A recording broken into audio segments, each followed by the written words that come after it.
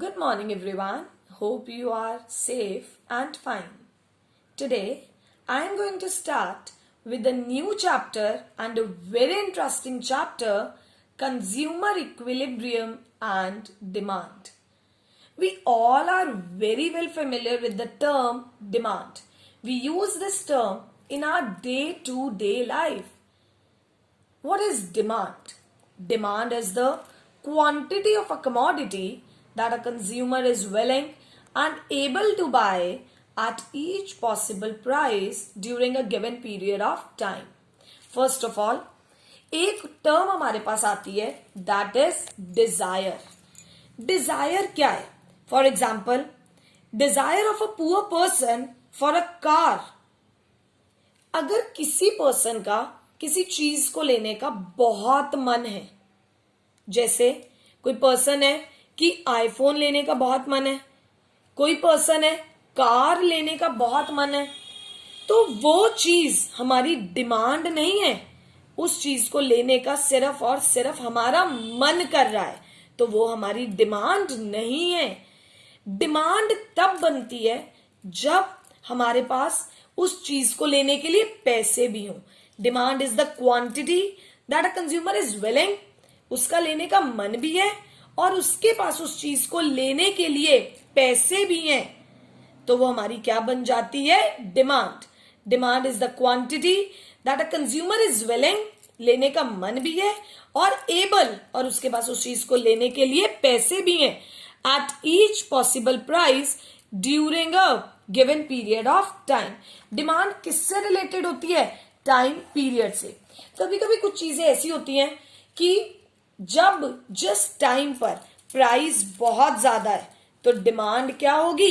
कम होगी. और जब प्राइस कम है तो डिमांड क्या हो जाती है? बढ़ जाती है. जैसे नया नया जब मार्केट में मैंगो आता है, जैसे इन समर्स, तो तब प्राइस बहुत ज्यादा होता है तो डिमांड थोड़ी कम होती है, बट धीरे धीरे रेट जब कम होने लग जाते हैं तो डिमांड बढ़ जाती है. कोई नया फोन मार्केट में लॉन्च हुआ है तो बहुत महंगा है तो डिमांड थोड़ी कम है, तो जैसे जैसे थोड़े उसके रेट डाउन होंगे तो हमारी डिमांड बढ़ जाएगी. तो डिमांड है क्या? Demand is the quantity of a commodity that a consumer is willing and able to buy. वो लेना चाहता भी और उसके पास लेने के लिए पैसे भी हैं, at each possible price during a given period of time. Is it clear? So next is there are two types of demand. One is your individual demand and second one is your market demand. First क्या है हमारे पास? Individual demand and the second one is your market demand.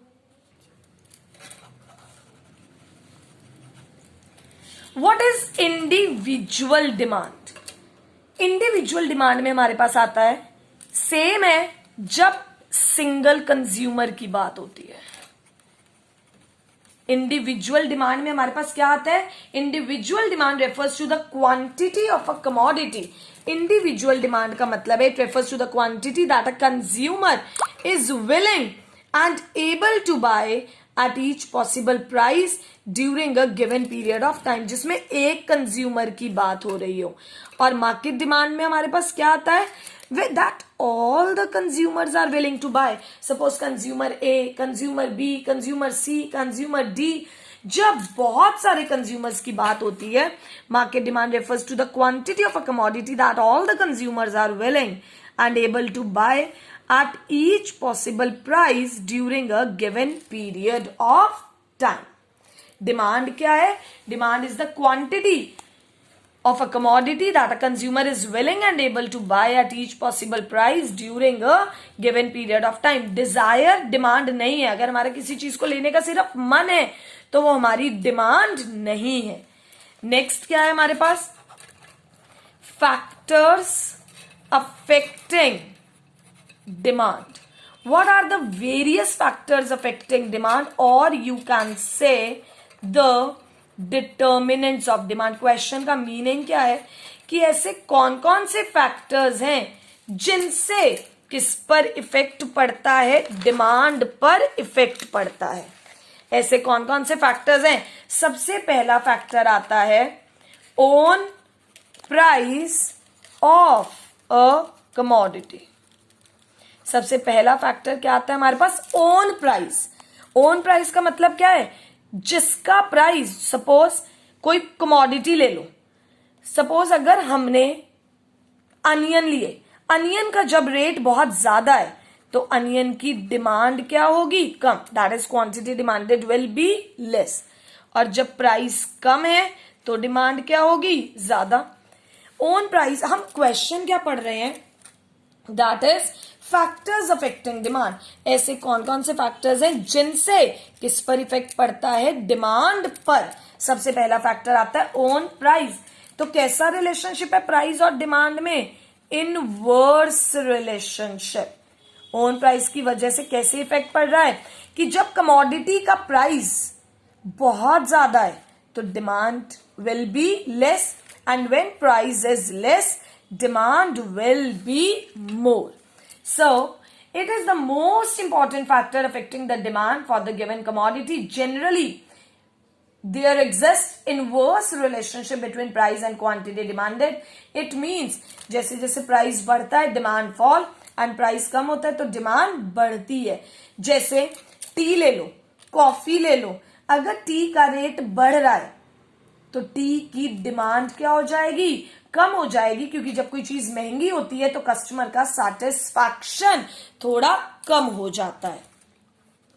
Second point क्या है हमारे पास, that is your price of related goods. Now what is the meaning of price of related goods? Related goods are of two types, that is your number one substitute goods,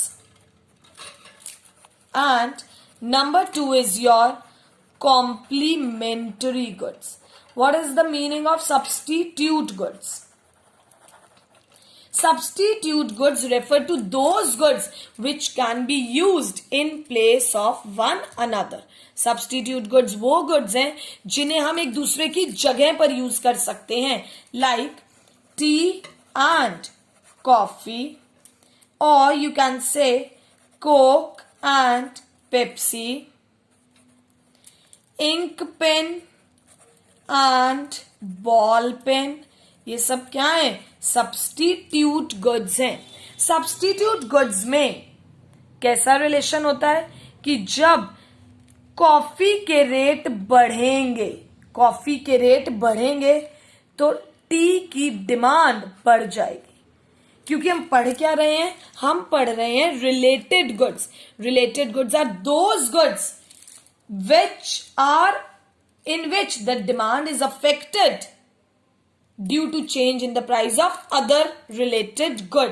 that is एक का price और दूसरे की किस पर effect पड़ता है, demand पर, क्योंकि क्या लेके चल रहे हैं, दो गुड्स का रिलेशन। तो अगर कॉफी का रेट बढ़ेगा तो टी की डिमांड बढ़ जाएगी, क्योंकि अगर कॉफी महंगी है तो लोग कॉफी नहीं पिएंगे।